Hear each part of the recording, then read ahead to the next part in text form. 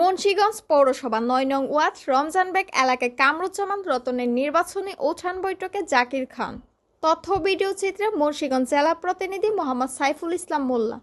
৩ ফেব্রুয়ারি মঙ্গলবার মুন্সিগঞ্জ পৌরসভা ৯ নং ওয়ার্ড রমজানবেগ এলাকায় কামরুজ্জামান রতনের নির্বাচনী উঠান বৈঠক অনুষ্ঠিত হয়।